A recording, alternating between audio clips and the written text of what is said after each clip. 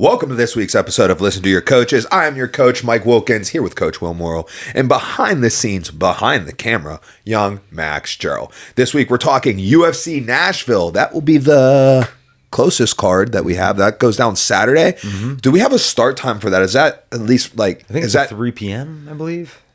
Well, it's in Nashville, so it wouldn't start that early. But is it a, prelims are is it a at young 6. man start time or an old man start time? Prelims are at 6, main card's at 9. Dang. Well, mid-range. They're meeting us in the middle on that. I like it when the main card starts at 8. That way, you know, it's done by 11. That would be really ideal. That way, I'm only going to have to watch the main event the next day because I'm definitely falling asleep by 10:20. I hate when the main card starts at 10. I can't make it. Yeah, so we're going to discuss that. We're going to talk about some of our own fighters who have fights coming up this weekend and the next couple weekends and stuff. I got a fun little game plan for Will and Max. I think you guys are going to enjoy it. And then, you know, we had a clip that got some traction last week. We're going to talk about it, some reactions to it, and how much I don't care about it. Let's do it. UFC Nashville, guys. Main event is Derek Lewis versus No Way. No way. What's that guy's name? I don't know, guys. My guess is Taliesin Teixeira. Is that right? Okay, guys. Wait, I have a dude. I should have looked at this.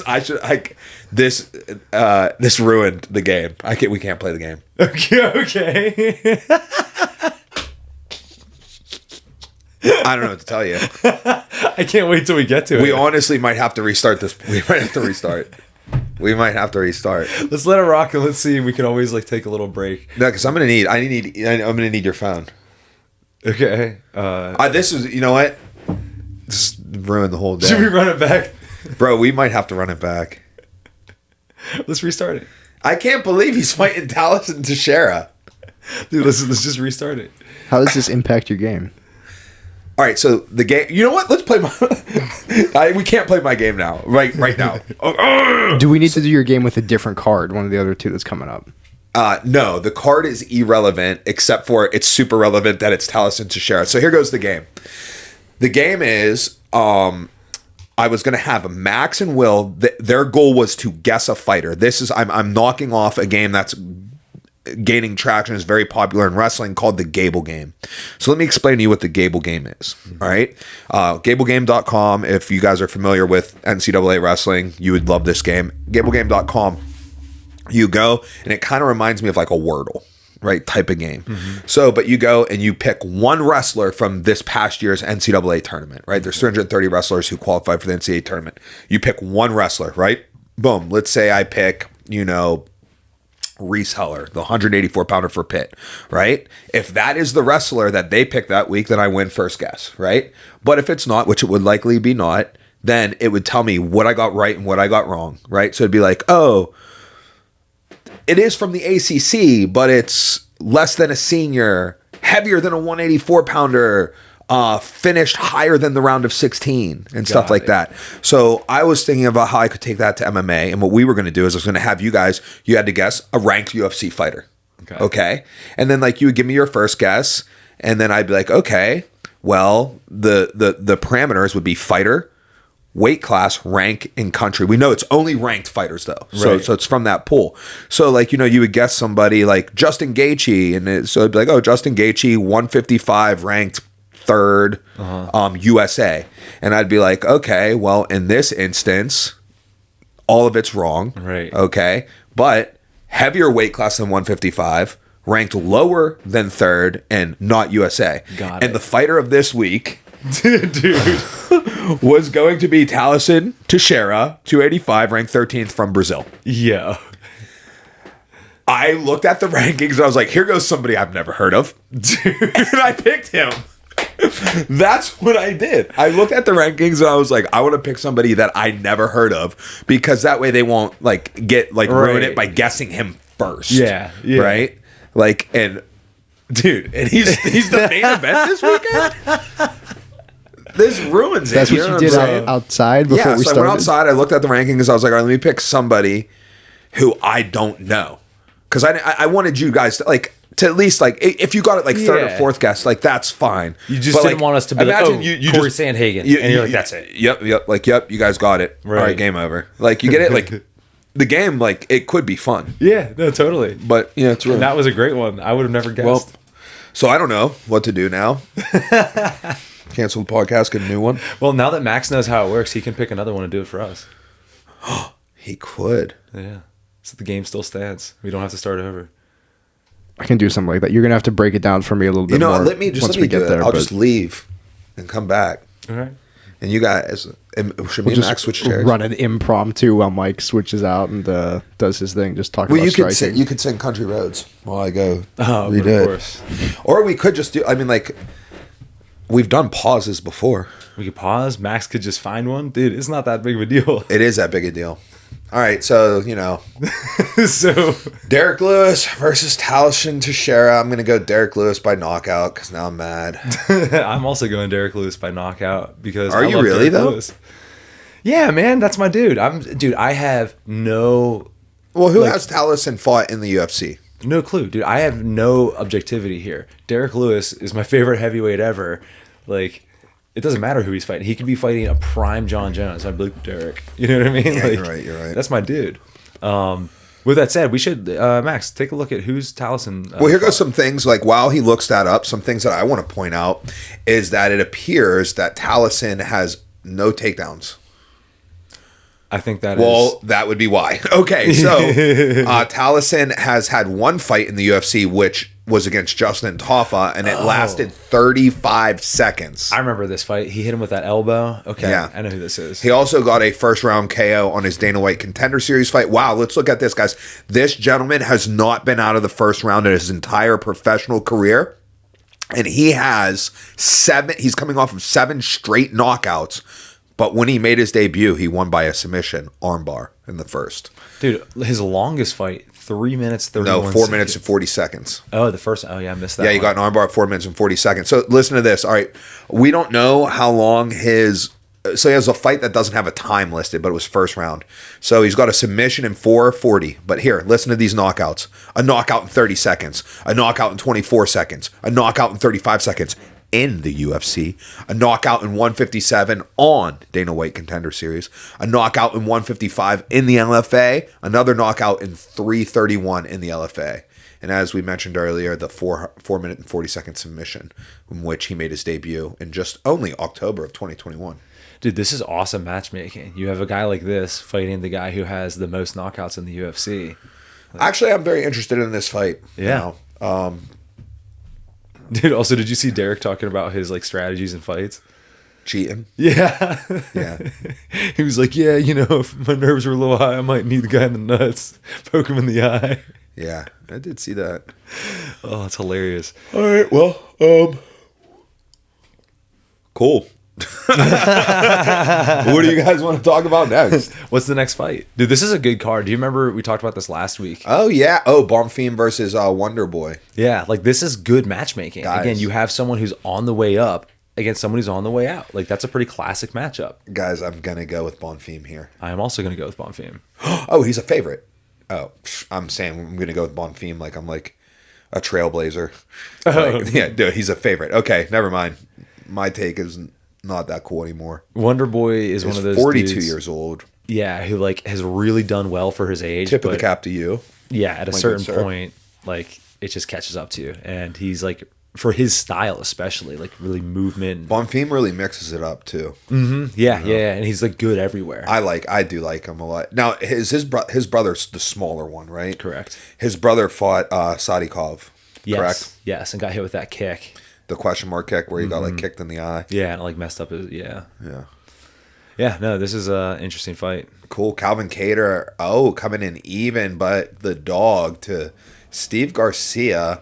We've got an open stance fight here. Calvin Kattar, 37 years old. I believe he's training up at TriStar now Yeah, I think he's like kind of like back and forth. I'm not sure exactly how that works with the cartel and TriStar. Yeah, but he's definitely like working with Faraz.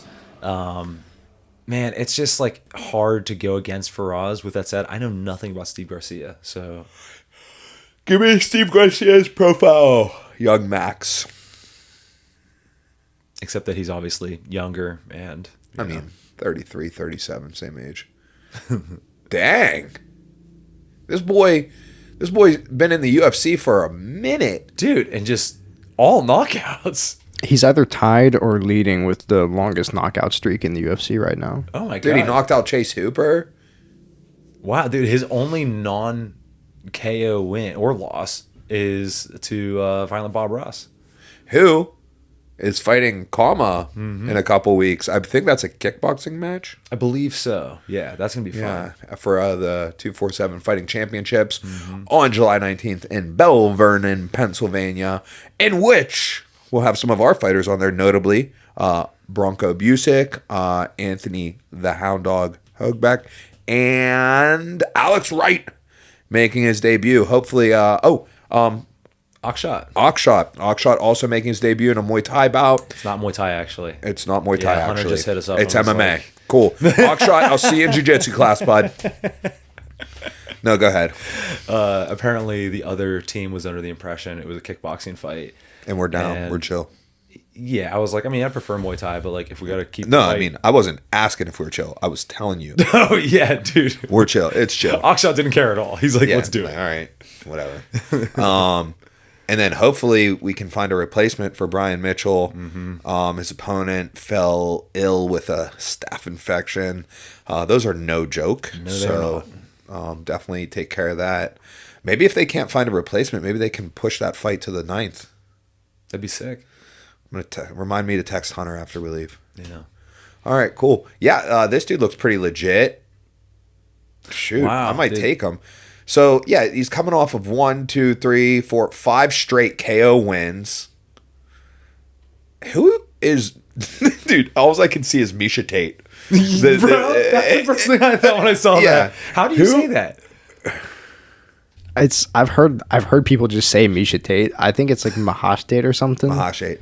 He's a one name gentleman. Yeah. That's but pretty sick. He KO'd him at UFC 275. Bro, what are the dates on these? Dude, this dude is how we gotta know him. Isn't that crazy? You see stuff like this and you're like, I don't think I've seen this guy fight before. Dude, he's been fighting in the UFC since 2020. He's pre-COVID. That's February 29th. That's pre-COVID. Dude, it's kind of the way that like Moicano was, right? Like I didn't know. February 29th, leap day. Oh, very cool. Yeah. Like I didn't know who Moicano was until I saw him fight live at Madison Square Garden. And I was like, yo, who's this guy? To be fair, I don't know who a lot of people are. Like, it was actually right around the time this dude made it in the UFC. It was when I was like, I don't like MMA. Yeah. Like I will actively not care. Yeah, you know what? I forgot that I don't care anymore. You know what's weird is this guy, Charlie Ontiveros, like this is a featherweight fight between Kattar and Garcia. And Garcia beat Ontiveros. And you know who else beat Ontiveros was Kevin Holland No No, way. dude, Yeah. that's wild. at middleweight. Bro, that's wild. Okay. Just weird, like cross-divisional fights there. That is Yeah. crazy. Okay. All right. Well, Interesting. interesting. I'm still going with Kattar. And then we got, bro, Nate the Train. Nate the Lamar Train. versus Morgan. Good luck saying that name. brother. Charrier. Okay. That's A little probably not right. Francais. Yeah. I'm going with Nate the Train. He's a dog in this, but I've seen this dude throw punches, throw kicks, do sit-ups, do push-ups. You know what I mean? So Nate has one of the best post-fight speeches I've ever seen in local MMA. It was a Gladiators of the Cage card in Williamsport, Pennsylvania. He won a decision over a very good friend of ours, Justin Steve, so we weren't super pumped about it. But then he delivered just some absolute gold. He went on to continue to fight locally. Actually, Mark Cherko has a knockout victory over him. Oh, sick. Yep. Yeah. Mark raked the hook. Right on. Yeah. Put him down for a knockout. But then Nate went on a hell of a run in M1 Global, became their lightweight champ. And then that's eventually made it over to the UFC. Yeah, so big fan of Nate. Yeah, dude, that's wild. Yeah. Dude, I'll never forget that speech, dude. It was amazing. And what's cool too is wasn't his hair like super long then? Yeah, he had like dreads, like blonde dreads. Right. So I didn't have that connection. You'd even told me multiple times, like when he was in the UFC, you're like, that's that guy. And I would just like my brain wouldn't let me connect those two. And like now that it's finally like clicked, I'm like, dude, I'll always root for Nate. Yeah. That's gonna be a fun fight, though. Real fun fight. Don't know these guys. You don't know Austin heavyweights. Lane? I don't. We watched Austin Lane fight. He has a notable fight. What was his notable fight? That's a good question because I don't really know. I don't really care about any of his fights. If I'm being Did he honest. fight on? Oh yeah, he Beat the Despawn, That's it. Yep. but other than that, he's just kind of traditional heavyweight. Okay, and he's got a loss to Tafa. Oh yeah, a no contest and a loss. I don't know which Tafa it is. Oh, I think it is the smaller one actually. Oh, I believe that's the reason I don't like the smaller Tafa. I think he like slapped him afterwards, or like was just like acting. No, that was the Walker's brother after he heel hooked him. Oh, He heel hooked him and then got mad and slapped him afterwards. And there was no Wait, he heel hooked who? Johnny Walker's brother heel hooked Junior Tafa, and then Tafa slapped him. Oh, okay. They were like okay. in the cage afterwards, like everyone's in there, like blah blah whatever, and he was just like, like hit him. I'm like, dude, you got heel hooked, man. Like, just take it. All right, here we go, Matt. These are so the prelims are actually better than the main card, dude. Big time bangers. We got Max Griffin versus Chris Curtis. That's super fun. This is his first welterweight fight, right? Chris Curtis? Yeah. No, he was a welterweight for a long time. Oh, interesting. I believe the majority of his like regional career was welterweight. Oh, Maybe he bounced back and forth. I'm remembering him because first off, Chris Curtis has been around forever, right? So like he was on the regional scene. He was like a big deal on the regional scene when I was on the regional scene. Yeah. You know, I remember him being ranked number 1. Like I remember like it's like, dude, when's this dude gonna get like his shot in the UFC? Like it was like seemed overdue. And I feel very strongly I recall him being a welterweight at that point in time. So well, given your memory for numbers, I trust that. yeah. Oh, that's interesting. Max Griffin, has he always been a welterweight? I remember him being a lightweight. No, I don't. I also remember him always being a a welterweight. welterweight? Okay. I don't remember him being 39 years old. That makes sense, though. Max Griffin's been around forever. For real? Oh, yeah, dude. I remember. Hold on. Max, can you pull up his record real quick? I want to see when he got into the UFC. I'd be willing to bet he's been in the UFC for like close to 10 years. Yeah. Yeah. 2016. 16. Wow. Yeah. Yeah. Wow. Good call, Will. Dude. But like, look at that. Covington. Everybody on Carlos Condit, everybody, Jeremiah Wells, Alves. Michael Chiesa, everybody's a 70 pounder. Yeah, Yeah. he's a 70 pounder through and through. Yeah, definitely. Yeah. Okay. Oh, who'd have thought? I got his. I'm I going got Chris the timeline Curtis. right. I'm going Chris Curtis in that. I would also go Chris Curtis. And then we got Jake Matthews versus Chidi Bang, named Jaquana. I'm going to go Jake Matthews. I'm a big Jake Matthews fan. I actually learned a lot of ground and pound from what, like, I don't know how to like phrase it, but like, you know, like I feel like a lot of people when they ground and pound, they just like spam buttons, throw punches like on the ground. Jake Matthews was one of like the first people that I saw like using like a really good hand trap system from Top Close Guard. And he was like young, like he's 30 now. He was like 21. And I was like, whoa, look at that. Yeah. Like he was using his wrist controls and people grabbing his wrists. He would roll over top and land some really good elbows. It was on an Australia card. I want you to click on his record because I want to say it was on the undercard of Ronda Rousey Holly Holm. So let's see if he was on that card.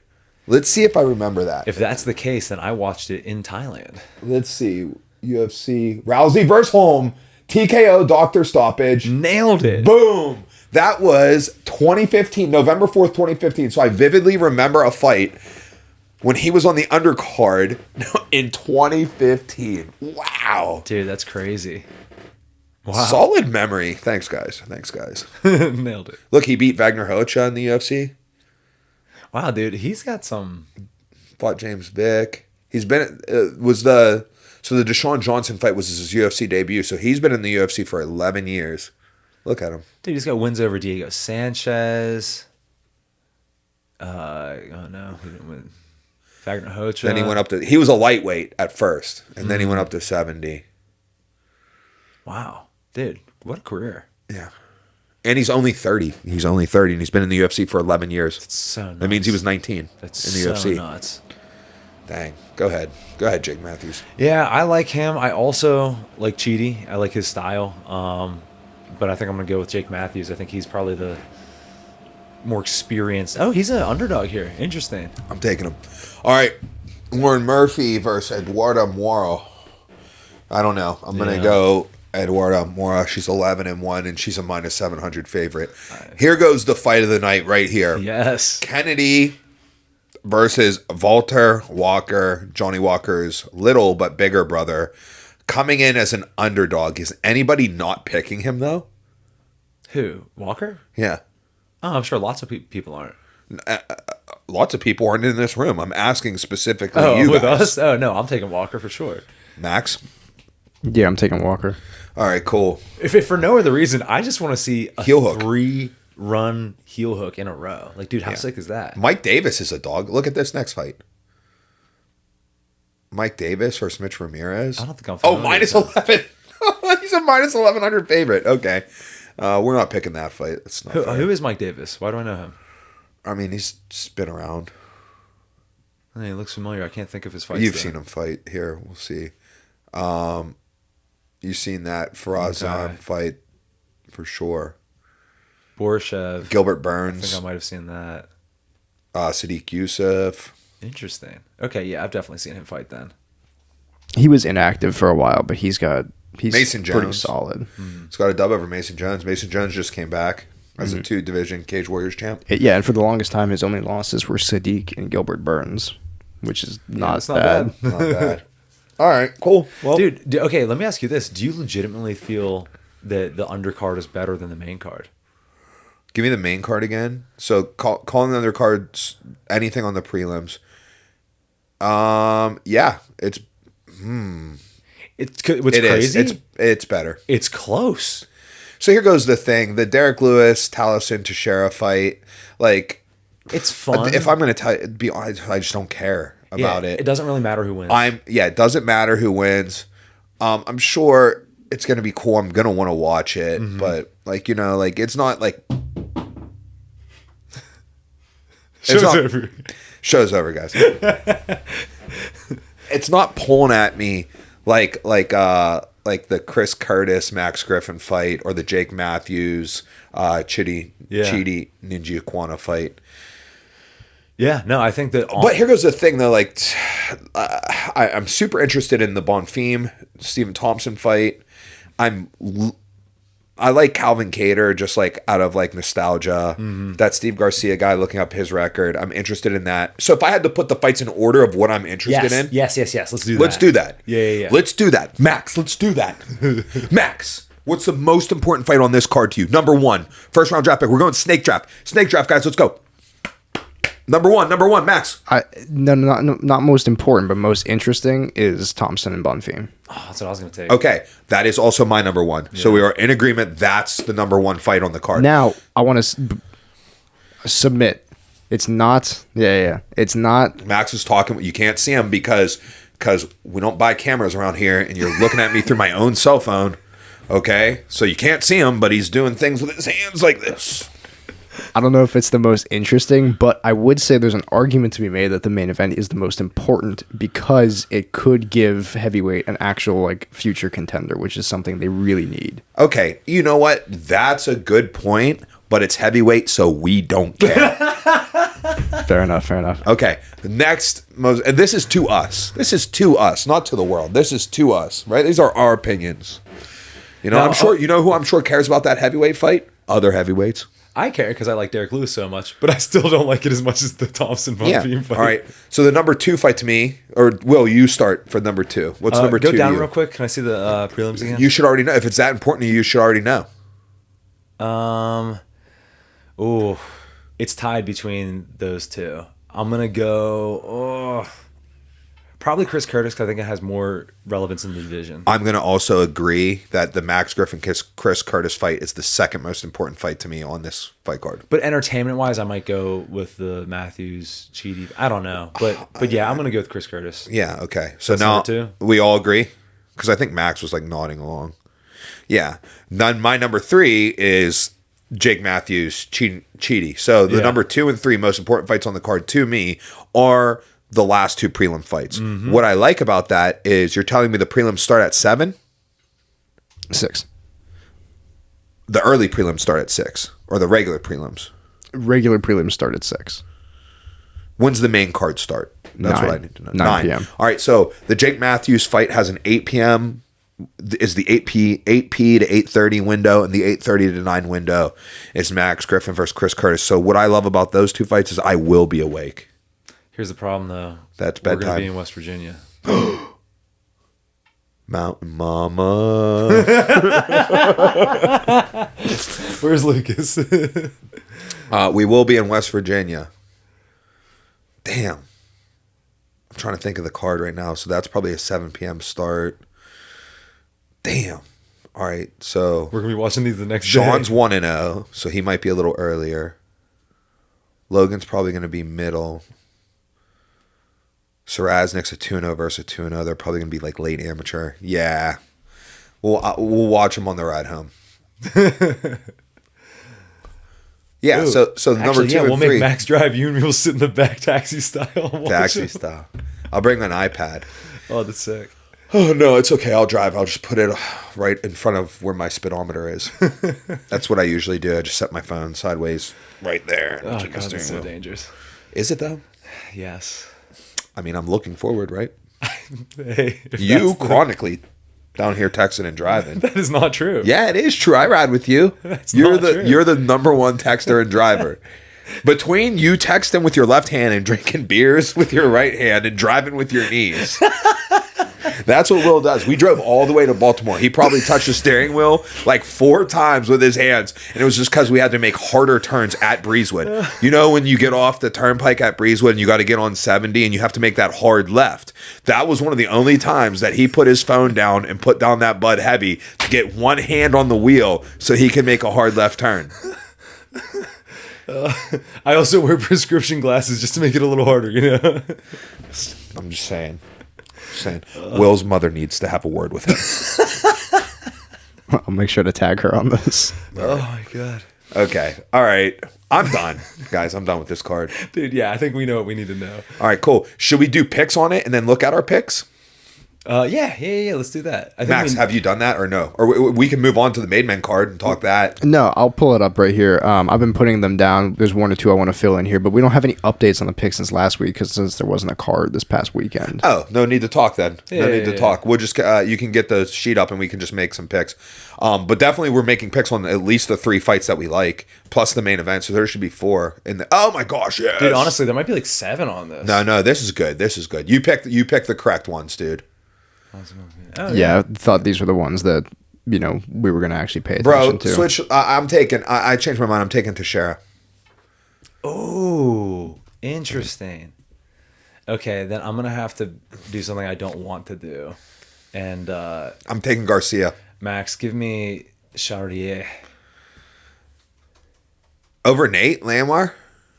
I said I didn't want to, but Oh God, you know what, dude? I'm taking Chartier too, though. If I'm gonna be honest, because now we're out here trying. Is that what we're doing? We're trying. Are we out here trying to pick the right winner, I guess not dude. just who we like? I still. You got all the rest of my picks are correct. Hey, who do you got? Chris Curtis or Max Griffin?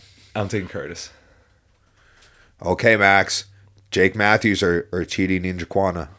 Matthews is so back and forth. Like, I want to go with Matthews, but He's been in the league since out of high school. Yeah, but when he fought Andre Fialho, I was watching it with my friends, and we were like, that guy's a world champion right there. And then his next fight, he loses kind of like a lackluster decision. He's just kind of unreliable, Well, He's good. When he's on, he's really good. But So who you picking? Is he going to be on or not? What's your gonna- gut say? I'm going to boy? side with Chidi on this one. Okay. This is interesting. This could shake up the rankings.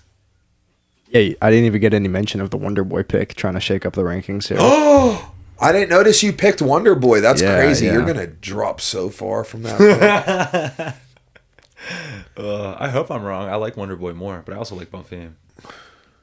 Bonfim's solid, but I'm just trying to hold on to the memory of the couple minutes in the Wonderboy and the Buckley fight where Wonderboy was winning. I'm I'm just trying to replay that in my head over and over again, and instead of Bonfim submitting him. I think it's cool too that the brothers are both in the UFC together and they've fought on the same card. I like that. Yeah, Dude, that's speaking cool. of that, how about it's not nothing scheduled yet, but I've seen rumors of I sent it to you guys, Toporia's brother and Wellmaker. Oh yeah. Yep. That's going to be a fun one now, especially Dude, that's with the new nuts. I don't know who I might take Wellmaker in that. I think about I'd take brothers? Toporia's brother. Really? hype. Yeah. Yeah. When I watched his last, who did he just fight? Little Topuria. He just fought Volk's That's kid, right. Yeah, Thickness. Yeah, Colby Thickness. That's Yeah. right. Yeah. Dude, when I saw his name, I was like, oh, maybe it's like Thicknessy. Thickness or something like that. Thickness. Yeah. And they're like, nope, Thickness. But All right. yeah, I thought he looked like a very, maybe not very. I think he looked like a slightly less developed like Ilya. Like I was like, oh, Yeah, I think that's probably pretty damn good. yeah, that's a good point actually. If someone said that I was like a knockoff Ilya Topuria, I would thank them. That's a good point. I'd be Dude. like, dude, sick. That's a Thank good you. point. Dude, we were watching it. He looked just like Ilya Topuria, and we were like, "This is cool." And then he throws a spinning wheel kick to the Yes. head, and we were like, "All That's right, sick. that's Let not me- fair." You Let know? me rephrase then. He looks like a Wish.com. no. He looks stylistically very similar, but significantly less effective. Does he look like the apples both fell from the same tree, but his had a worm in it? Sure. Okay. Oh man. Maybe a little bruising. Yeah. Yeah, dude. I don't know what to tell you. So this weekend we have fights at the Mountaineer Racetrack and Casino. Mm-hmm. 3 of our athletes will be stepping foot in the cage this weekend. We have Sean Livingston making his sophomore appearance to the cage, coming off of one of the most impressive amateur debuts that I've seen. In fact, other than like people going out there and just like starching people because Right. of like apparent mismatch, like, you know, Yeah. sometimes you get when there's 2 debuters, right? Like it's like, You don't know until you know. you don't know till you know, right? You know, I would say that 2 of the most memorable amateur debuts were Sean and Young Max. Yeah. Yeah. So that's cool. Sean is fighting Josh Murray. We are no stranger to one Joshua Murray. No stranger at all. Nope. We know him well. Very well, don't we, Will? Dude, I don't remember. Please who tell this them, is. people, why we know Josh Murray. Dude, why are you doing this to me? You know I don't know who this guy is. Well, I would never forget. Look at me in the eye when I'm talking to you. I would never forget Tom, the bounty hunter McCarthy's debut against Josh Murray. Oh. When Tom dominated in all facets of mixed martial arts, took the back in every single round on his way to a stellar, one of the actually, probably, definitely in contention with Max and Sean for one of the best stout amateur debuts ever. So, Tom, I would never forget that. That was in Erie, right? That wasn't eerie. Look at you grasping at straws to Okay. try to salvage some I face remember. now. Now I remember. Yeah, that's right. That's right. That's what I thought. All right. So we also have on the card, who are you going to pull up next? Joshua Sarasnik versus Chase Logan. Both these young men are 2-0. What I really like about this fight is, first off, I think very highly of Josh Sarasnik, but what I really like is this will put him at either 3-0 or 2-1. I'm betting 3-0, but you know, his opponent is certainly very good as well. But either way, he's advanced rules after this for coming back, so that opens up some options for him. I had him fighting pretty much in West Virginia exclusively, huh? Mm-hmm. Both his fights were at the Morgantown cards. Mm-hmm. Yeah. Yeah, like, you know, I just wanted him somewhere where he could have ground and pound immediately, you know, based off of his skill set and his development.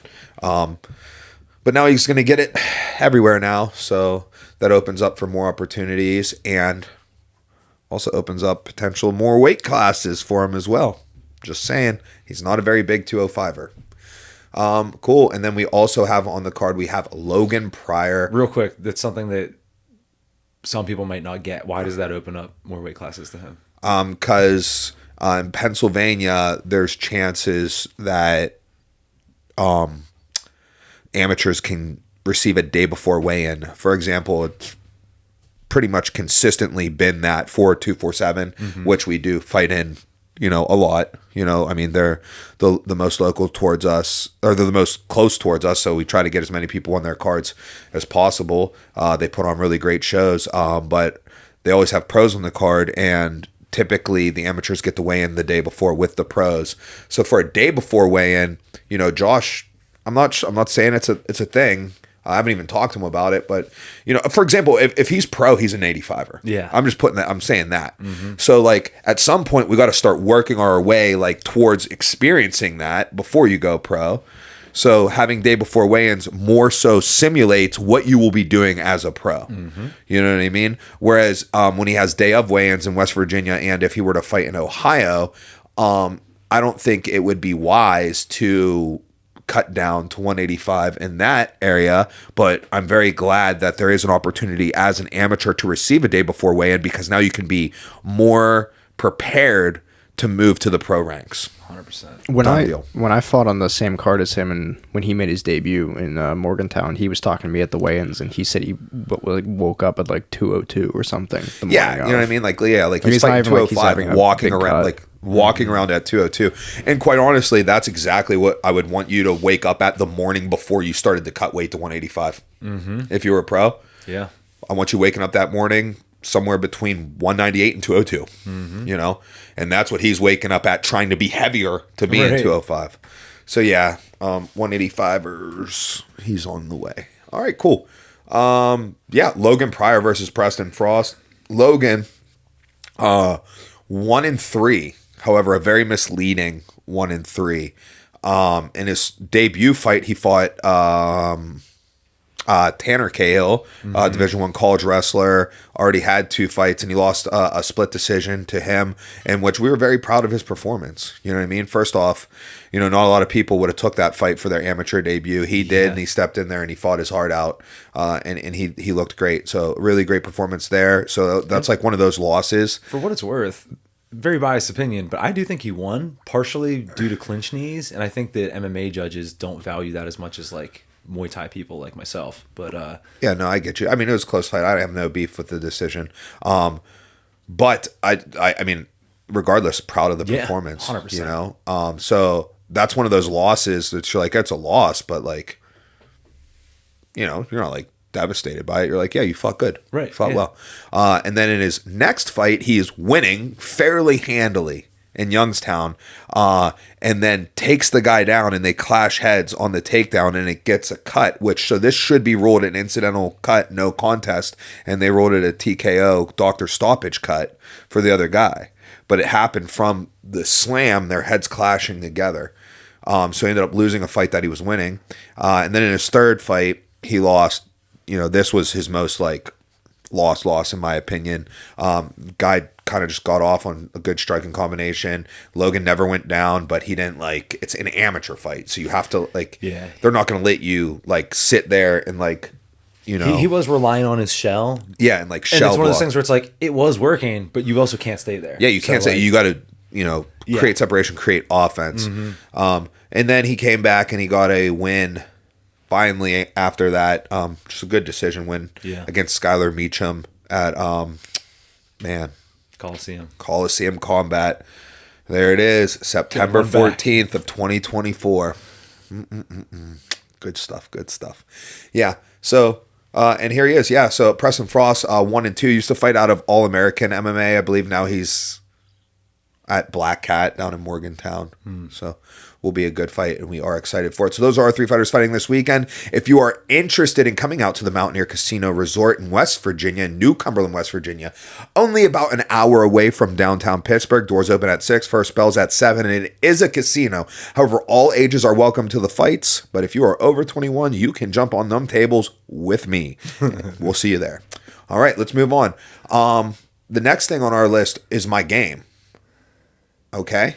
So, we've got 2 options. I can either run it, and we'll do top 10 pound for pound of all time, or is top. That's would be too easy. That'd be way too hard. Too hard? That'd be crazy hard to do. Top 10 pound for pound of all time. So we would have to know it could be any fighter who was ever ranked in the top 10. No, that's not what I meant. I meant you remember the list that we talked about last time, or not last time, but whenever we did. It would be one of those. So it's a set list in your career who's all time 10. But that was that's way too easy. We'd have 7 guesses to pick 1 out of 10 fighters, in which as soon as we pick one and you're like, he's ranked lower than him, then now I've just narrowed it to 5. Yeah, I just realized how dumb that would be. Or what we can do is have Max pick up how this game works, which I don't think he has, and he can run it. It's very simple. No, Max, I don't want to do it like that. Max, I want your phone. Pull it up to the rankings right now. I'm going to do it on air. Yo, let me see that. You really put... Dude, that's so funny. Talison Teixeira, 285, ranked 13th from Brazil. Ugh. Just pull up the rankings. I'm going to stand up and get this pen.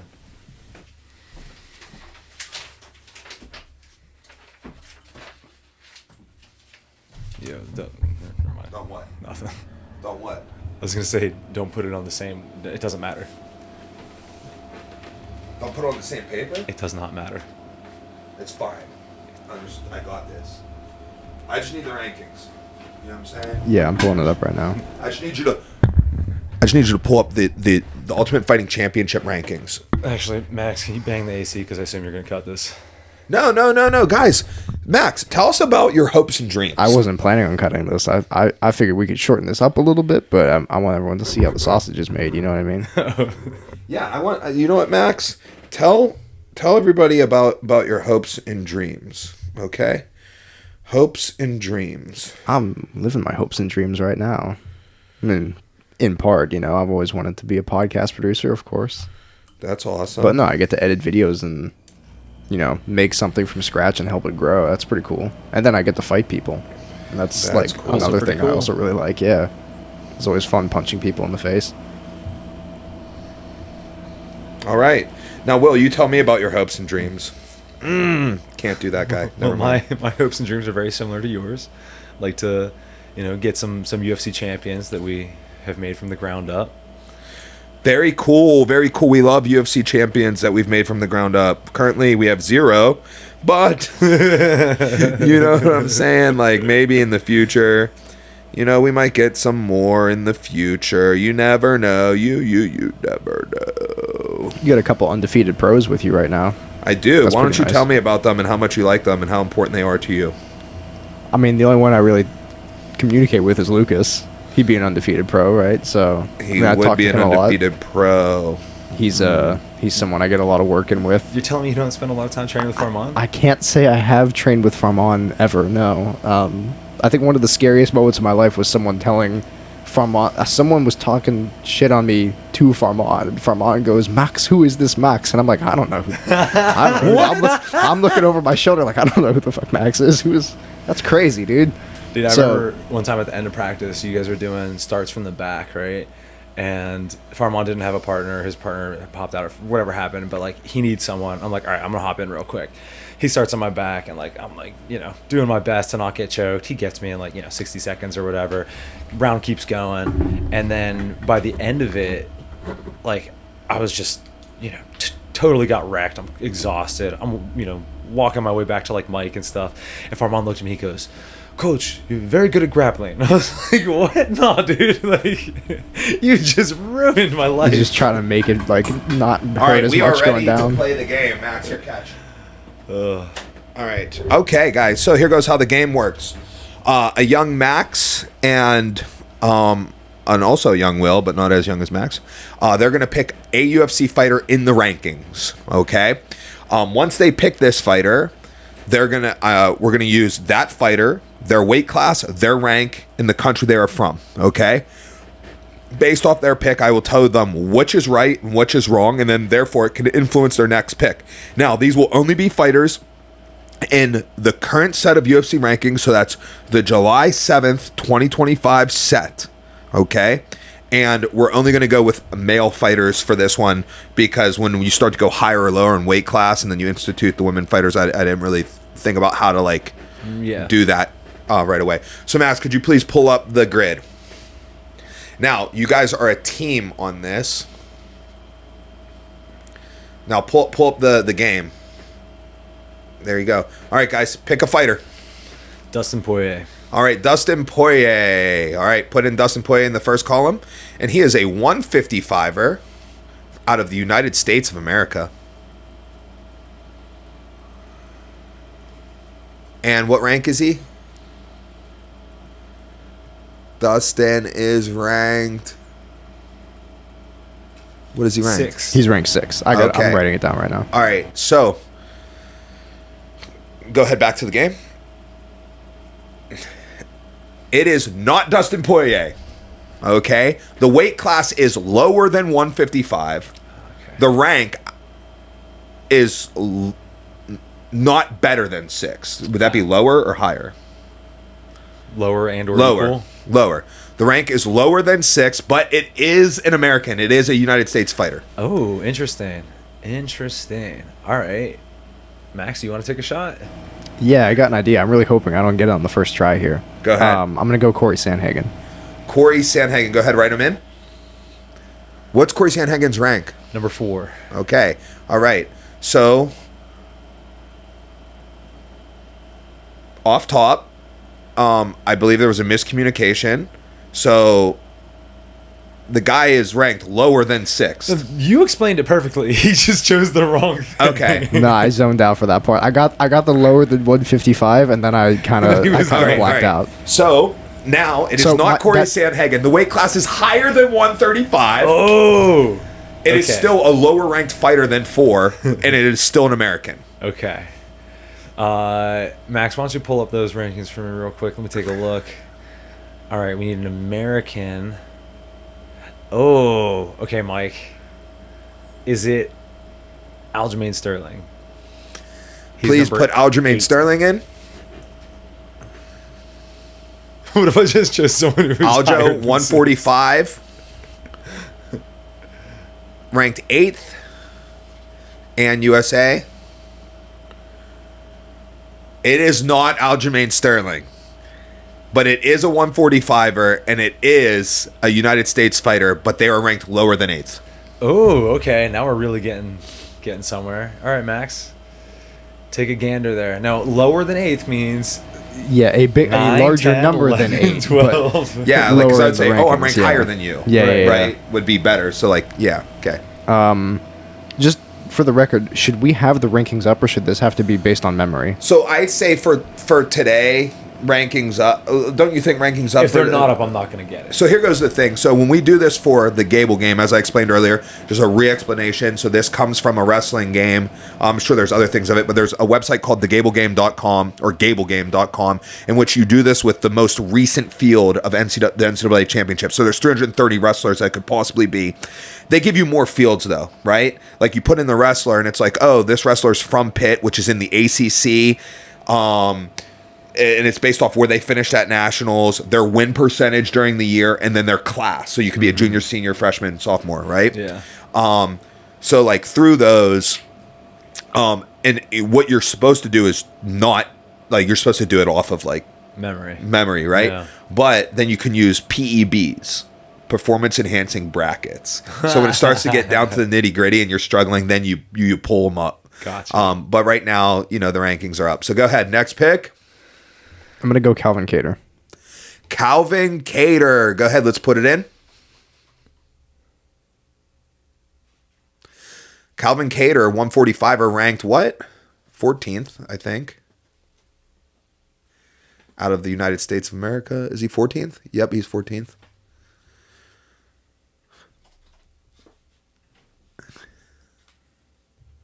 He's in. Is that? Okay.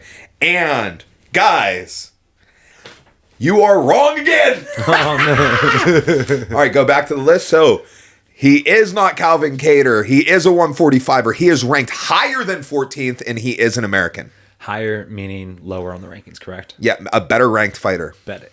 Got it. Okay. All right. I am going to say, If you guys don't get it in the next two guesses, yeah. then you guys are idiots. Yeah. I'm going to say Dan Ige. Correct. It is Dan Ige. 145-pound fighter, ranked 12th out of the United States of America. The only other person who would have fit the description based on what we had now would have been Josh Emmett. Mm-hmm. But yeah, so there you go. Danny Ige is the fighter of the week. It was Teixeira, but he ended up being the main event on the card. So that took 5 guesses. So the way to add on to the game would be to switch up, whether you switch up teams or keep the teams the same, but you try and get it under 5 guesses next time. Yeah. That'd be good. Or the way you add to it is like do different time periods. Like we could do arrows. We could do. You don't get to look at the rankings. No, but you could just like make it a different like category. You know what I mean? Well, you could. I mean, we could also add in the women to it as well. And if you limit it to 5, like you only get 5 guesses, and then you can't look at the rankings, then you really have to think like, okay, where is this person going to be ranked logically? Because if you run out of guesses, you lose. Yeah, I have to study for this. Yeah, that would be tough. But yeah, that was the game I wanted to play. I wanted to turn it into a MMA thing. I thought it was kind of fun. I thought it was interesting. Yeah, that was fun. Nailed it. Yeah, we gotta keep that away from you. Silent ones only. Okay, so let's talk about this clip. So we had a clip last week from the podcast in which, just off the top, I came up with a scenario. Now, this scenario involved a fight between Ilia Topuria and Islam Makhachev, and the scenario assumed that Islam beats JDM for the title. Mm-hmm. It was under like those circumstances, right. Okay? And which I offered up a great super fight between them, and to kind of keep things on track with having everybody having to drop their belt, as we're seeing with Ilia having to drop his 45-pound belt to do this 55 title fight, and Islam having to drop the 55-pound belt to go up and do this 170-pound title fight. The thought was maybe they could do that super fight at 165 pounds, use that to create the super lightweight division, which has been talked about much in the past, and then that could be the inaugural championship for it, since they're both going to have to drop the belts, right? Mm-hmm. Like that's the assumption here. Well, if they could both drop the belts, and therefore that would vacate the 170, also allowing for the 170 to move up to 175, since there wouldn't be a current champ at it, since both belts would need to be vacated. It got some traction. It's got like 180 some thousand views on Instagram, like 30 some thousand on TikTok. I have not seen the clip. I will not see the clip. But Will, you and Max, you've seen it, right? And yeah, what are your thoughts? So when you brought it up like during the pod, initially I was going to be like, no, because like many of the commenters, like the idea of there being so few UFC divisions, it makes it feel like each one's more prestigious in some sort of capacity, right? And so I was like, I don't know about that, boxing, yada yada, whatever. But then as you were making points, I was like, oh, I'm getting on board with this. This makes more sense. And as I was thinking through it, I was like, dude, that makes even more sense. And now that I've had some time to live with it and see some of the comments of like what some people thought wasn't good about it, now I'm 10,000% on board with it. The main issue that people had with it was kind of like what I was talking about. They're like, oh, well then it's going to become like boxing and there's like a million champions. Cause it's like, dude, can you name boxing champions? Like, or if I asked you to name like all the boxing champions, like, yeah, you could get a couple. You could get like Tank and Canelo. But like, how many weight classes are there in boxing? Is it like 10, 12? There's more than 10. I want to say it's 12. I want to say it's 14. Could be right. I don't know. I don't know at all. 17. Jesus. Okay. And how many major organizations are we considering? So that was the thing I was going to get. It's like, if we start with just weight class, it's like, all right, we'd be going from, what is it, 8 in the UFC? 8 to 9. 8 to 9. Like, that's not that absurd, right? Especially relative to the, what did you say, 17 in boxing? Right. But the real issue with boxing isn't the number of weight classes. It's the number of organizations. Yeah. There's 4 belts. 4 major belts. So we're talking 17 weight classes, 4 major belts.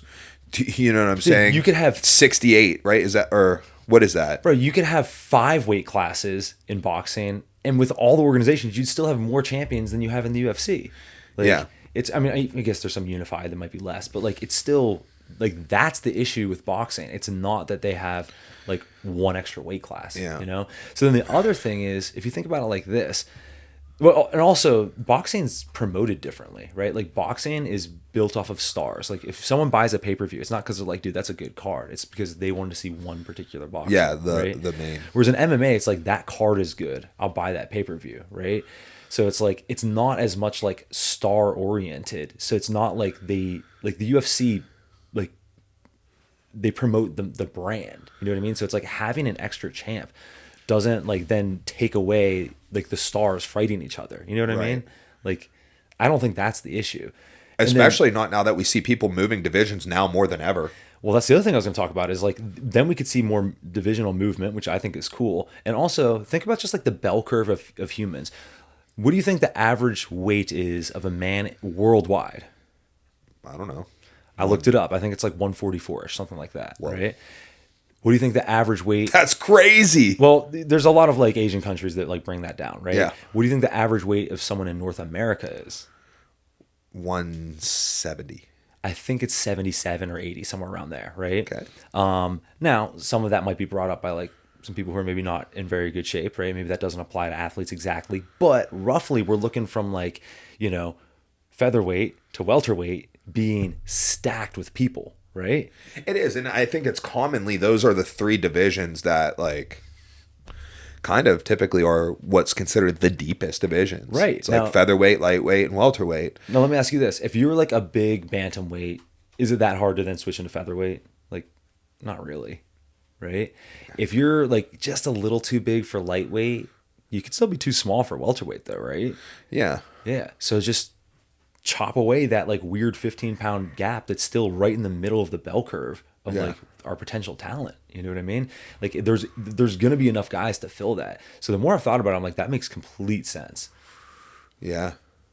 Yeah, I think, I mean, I don't think it's like a terrible idea. Again, I just came up with it like on the spot. I thought it was like, a cool, like bros talking to bros topic, right? For sure. Like, you know what I mean? But I don't think it like dilutes like too much, right? Like there's currently 8 divisions in the UFC, right? If we look at most sports that we draw from, right? Wrestling, 10 weight classes. Okay. Boxing, 17. I don't know like what kickboxing does or whatever. Well, do you remember Muay Thai when we were looking at the Raja rankings? It was like 102, 104. Like... Yeah. So like, and even in jiu-jitsu, like in the IBJJF, there's like 10 weight classes. ADCC, there's only 5. But like, there's been talks about like trying to get more of them. Like for example, in the ADCC, like when they do their world championships, there's only 5, but when they're out there doing their opens and stuff, there's more weight classes. Well, let me ask you this: in the championships, are there people who maybe could have done better if there were more weight classes that more appropriately fit their size? Absolutely, and especially if we look at this year's ADCC championships with the CJI ADCC thing. I don't think that the competition at the ADCC took that traumatic of a hit. Like I thought it was still a really good product with still the highest level jiu-jitsu, even though that the primary weight classes lost their best, like some of their best guys, right? Like 77 kilo lost their champ to the CJI, right? You know what I mean? And like, so it showed a lot of depth in those middle ranges, it wasn't like, oh man, like would it have been cool to see Cade Rotolo, Levi Jones-Leary, Andrew Tackett, all those guys, Lucas Barbosa, Mateus Denise, like all these guys who did CJI, Ty Rotolo, who did CJI, would have been cool to see them stuffed into those brackets. Yeah, it would have been cool, but it kind of showed you like if you still wanted, like we still had like the people who took their spots were still world-class dudes, not exactly their level, but still that level enough to be like, oh wow, like you know what I mean? Like this isn't the UFC of old where there was only like 30 world-class fighters in the world, right? And they had to go like above or below 200 pounds. Yeah, and that's the more the sport grows, the deeper it gets. That's why we can have a fight, like a UFC fight, like almost every weekend. You know what I mean? And now with like with an additional belt, and don't forget the UFC just lost a belt, right? Like if we go back 2 years. Oh yeah. If we go back 2 years, there were 12 UFC champions. Yeah. Today there's 11. You know what I mean? Yeah. So I totally forgot about that. Yeah, because women's had 15, 25, 35, and 45. Right? So since they've taken away 45, now we're down to 11 UFC champs, and they like to, pay-per-view headline typically with some type of title. You know what I mean? And so much so that pay-per-view, is it the next pay-per-view is headlined by a BMF title fight, right? Dustin Poirier versus Max Holloway. Yeah. So like, you know what I mean? Like we value there being a title on the line for the headline of the pay-per-view so much that we'll create a fictitious title, right? Like the BMF title. Right. And the BMF title will sometimes not, the champ will fight and it will not be defended.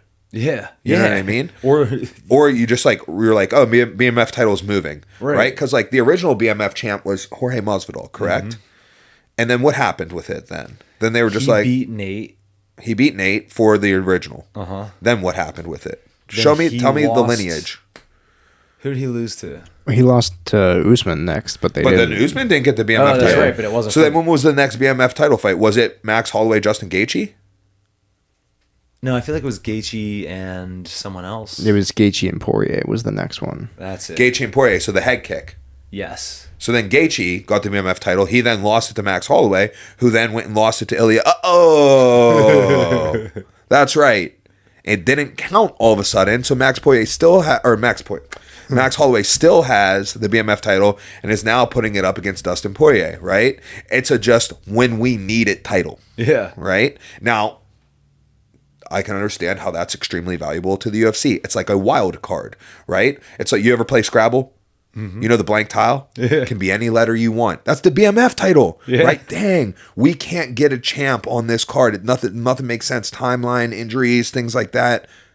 Just make one up. Yeah, dude. We can always insert that blank title of BMF. Like, I wouldn't be surprised if like they did, like, you know, like whoever wins this BMF title fight is the BMF champ, right? They're probably hoping Dustin wins, because then Dustin can retire with it, and now it's free and clear. So the next time they're down in need, they can just slap a BMF title in any weight class, because no one is currently holding it. Right. Yeah. Dude, who's the lineal BMF champ?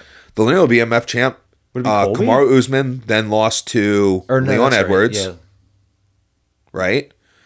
Because was the Jorge Masvidal Kamaru Usman fight, was that not a title fight? Usman and Masvidal? Yeah, was that a title fight? Was, yeah. So then, you're going so then the lineal title. BMF champ is just whoever the welterweight champ is.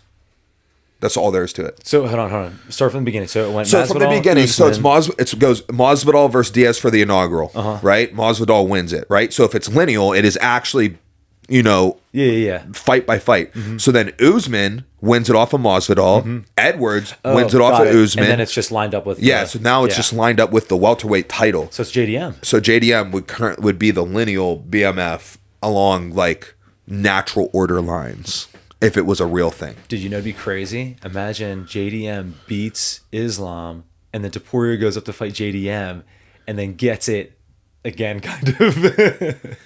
Yeah, well, I mean, and then lineally, like, for the lightweight version, right? Maybe that's it. Maybe I mean, I don't know. Who cares?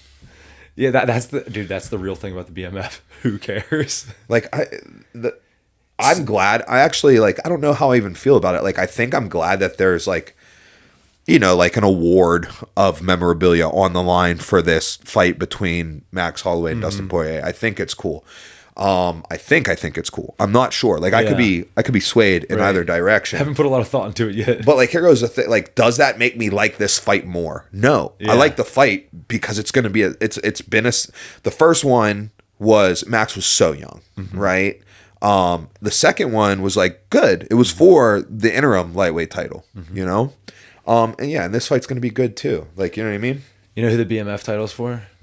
Somebody who cares about a belt that The Rock puts around somebody. If, like, that makes a difference to you, you're like, oh, dude, I want to see The Rock put it on someone, then it's for you. You know? But it is not for us. Yeah, but I don't hate it either. Yeah, like, because, again, those people, if that's for you, I want you watching the sport, and you might not watch it just for that fight. So it's like, hey, man, I'm kind of about it. Yeah. Is it dumb? Sure, but that's okay. Plenty of dumb things. I feel like Max is itching to say something. I mean, would you, if we did your thing and we got rid of, like, a couple of divisions, added in one, would you want them to get rid of the BMF, or you think they should still keep it? Let's still keep it. Like, why not? Why not have that wild card? I'm just saying, like, it's clear for the people who are like, oh, there's too many already. Like, that, like, I just disagree. Like, you know what I mean? Right. If there was too many, then then there would have been more of an outrage over doing a BMF instead of just doing a regular title fight. Well, also, like, does a boxing belt mean nothing? It's like, sure, if you're a nobody who gets, like, who just crushes cans on your way to getting some, like, you barely get a one belt, like, okay, yeah, no one cares about you. But, like, people still care about Canelo, even though there's a million weight classes. So it's like, it doesn't make, like, particular fighters irrelevant. You know what I mean? Here goes something fun. Let's pull up the UFC rankings. Let's assume that there is going to be a 65, right? Like where this is going.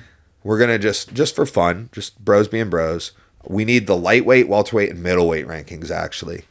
Okay? So could you zoom in just a little bit so I can see them better? All right. And we only need, like, that's good. All right. So, for example, let's look at the lightweight rankings. Armin's going up. Is he? He said he's more likely to go down to 45. He's lying. Very recent interview. All right. I mean, like a lot of people could go up. So, for example, Holloway is going to stay. Mm-hmm. I feel like Poirier, if he doesn't retire, would be a great candidate to move up. Yep. Patty. Obviously, Islam would be perfect for a 165er. Patty would be a good candidate to move up. I would say Hooker would stay. McConnell would stay. Chandler would maybe think about moving up, and Grant Dawson would think about moving up. Mm-hmm. Now at 70, it's like, okay, Bilal, is he a 65? Would he go 65 or 75 if you had to split him? Ooh, I don't know. I don't know how big he is. I'd feel like, I don't know either. I bet he could make 65 if that was the option. I feel like JDM, Bilal, Shavkat, Leon, and Kamaru all go 75. I think Brady, Ian Gary goes 65. Interesting. I think Buckley goes 75. Morales definitely goes 75. Yeah. Covington. Just cut him. Burns definitely goes 65. Yep. Jeff Neal, I could see him going either way. Prates probably, I feel like he could go 65, but he probably would go 75 and smoke an extra pack of cigarettes. Kevin Holland, 75. Michael 100%. Venom Page, 75. Yep.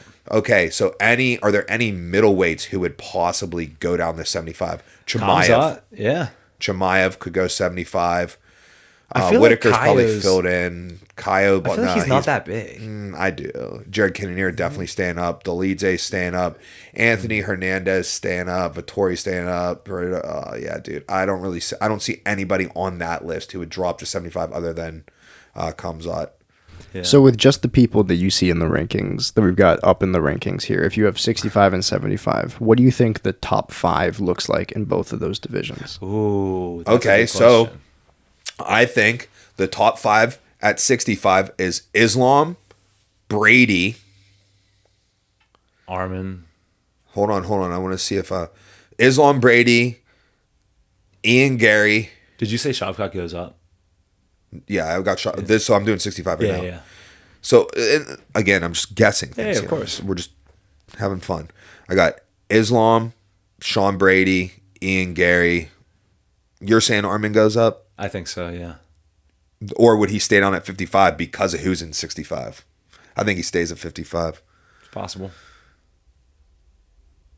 Dude, can you imagine an Armin Sean Brady fight? That'd be sick. Bro. Probably Patty. Interesting. And then Gilbert Burns. Okay. So those would be my top 5 at 65 because I think JDM, Bilal, Shavkat, and Kamaru go 75. So that'd be my top 5 at 75. Where'd you put Leon? You think he can make 65? No, I have him at 75. 75. He was just in my top 5 at 75 because I just ran those rankings straight down. Okay. Yeah. I see. Yeah, he's pretty tall. I bet you Colby would go 65. Yeah, I don't think he's that big. But also, I don't really care where Colby goes. I think his career is completely done. I don't think he could beat anyone in the top 10. I actually think JDM would lean 65 over 75. You think? I kind of think so, I don't think he too. cuts that much weight to get to 70. Interesting. I think so, too, but he could be a champ at 75. Because the only person we're seeing move down from middleweight would be, like, Chimaev, right?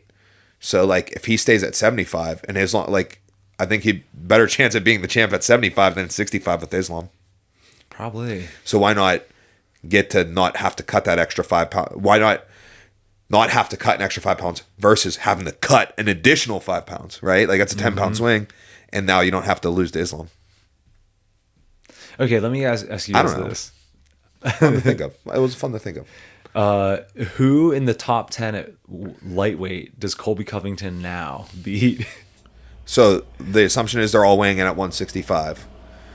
I would say he beats Oliveira, Gaethje, Holloway, Hooker, Gamrot, Dariush, Pimblett, Fasiev, Moicano, Chandler, St. Denis, and Grant Dawson. Wait, really? Yeah. Interesting. I don't think he beats Dustin Poirier though. So I put him. I put him at number 4. Wow. I think there's a handful of guys there who beat Colby right now. Yeah. Let me hear who you think. I think Islam beats him. I think Sarukian beats him. Well, I said Islam beats him, and I said Sarukian beats him. Okay, well, just starting off on the same page. Okay. Oliveira definitely could lose, but he's got a way to win. I think Gaethje beats him straight up. Straight up? Mm-hmm. Yeah, I could see that. You know what? Fair. I'll take it. Holloway, oh man, it just depends how good his takedown defense looks, and it generally does look good. I don't know. I'm going Holloway. A 45er versus a 70. Yeah, He did. I don't know if it'd be at 65 how he would look, but when Max fought Gaethje at 55, he looked like a 55er. He looked solid at 55. When Colby Covington fought Kamaru Usman at 70, he looked like a 70-pounder. He looked solid. That's what when you add that other 10 pounds to get to 65, I don't know how that's going to hold up. But who do you think would win, Kamaru Usman or Volk? I mean, pretty obviously Usman. Okay, so then why would their runner-ups be different? Why would Colby and Max Holloway, Volk's runner-up, and Colby, Kamaru's runner-up? Because I think why would it be? Why is that so crazy? Because I think that the current Colby, you didn't even bat an eye at the Volkanovski Kamaru thing. Oh yeah. But you're. But Kamaru's fall off hasn't been nearly as bad as Colby's. I think the current Colby has fallen off significantly. Okay, 2021 Colby Covington versus 2021 Max Holloway. Covington all day. Okay. All right. Cool. Yeah, that's probably fair. All right, I've run out of what ifs. Oh, last one. Mateus Gamrot, he smashes him. No way. Yeah, dude. Actually, dude, Gamrot's super good. Actually, dude, that's kind of. You know what? I want to see that fight now, dude. Isn't that a good fight? Like stylistically, that's an awesome one, right? Yeah, I want to see that fight. And Gamrot's another guy who's like not a huge. You know who's dying lightweight. for the 175-pound weight class is Michael Morales. Yeah, dude. That dude is heavy. And that's the thing is like Morales is undersized against like DDP. You know what I mean? Like Max, do me a favor. Go to our fight picks. I'm gonna go to our fight picks. Oh, I'm very interested to see where this is going. I just want to see. It's not. You're not gonna care at all. I just want to see. We also got to figure doing. out what we want to do with the next betting block. If we're gonna do that again. Do we have the results to the previous one? You said you wanted to wait until this week. Yeah, it's going to be Lucas Jones. Yeah. It is Lucas Jones. Poland's Scroll all the way down to the bottom. Very first picks we ever made. Up, down, down, down, down, down, down. I want to see that. Zoom in. Oh, I forgot about this. So what we're looking at is who we thought this was is not going to going be a to champion age well. at the end of 2025. So the end of 2025, my pick at women's strawweight was Suarez, and so was Max's. She has lost to Zhang Weili. Zhang Weili is the champion, Weili. And the rumor is she's about to vacate the belt. I hope not. We all had Valentina. Sick. All three of us had Valentina, and all three of us had Kayla. So here goes why this is. Why am I choosing to do this right now? We are halfway through the year. Yeah. This is our first show after July 1st. We are halfway through. So far, Will has 1, 2, 3, 4. Oh, look at our featherweights. They're all Ilya. Oh, dang. Yeah. That's So wild. Will has 1, 2, 3, 4. Scroll down.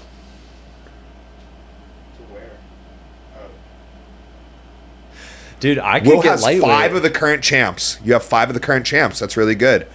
Where in comparison, I only have 1, 2, 3. I only have 3 of the current champs. Max has 1, 2, 3 of the current champs. 4. Max has 4 of the current champs. Dude, I'm not gonna lie. As we get closer to this middleweight fight, I'm feeling less and less confident in Hamza beating DDP. Oh, I'm not. Really? Nah, dude. I feel like Hamzat's got it. No, I don't know. Rounds 4 and 5 are going to be crazy. Dude, I'm not even convinced that he's gonna just like roll through him in the first ones. DDP just like, I don't know. He what do the kids call it? His aura. It's growing in my head. Like I just feel like that dude's a monster. Whoa. We made it like however far in before major distraction came up. Yeah. That's pretty sick. All right, cool. You guys got anything else to talk about? Nah, dude, we're done. I'm done. Max, you got anything else to talk about? Nah, we're good. All right, we're out of here. Hey, guys, we got social medias. We got the Instagrams. We got the TikToks, Facebook, Twitter, formerly known as X, formerly known as Twitter. Most importantly, we're on YouTube. Like, subscribe, hit the bell for the notifications. Visit our online store. We would like to thank today's special shout-out guest, Brian Mitchell, for making an incredible $4,000 purchase. No, I don't know, dude. I'm done with this, guys. All right, we'll see you next time. Bye.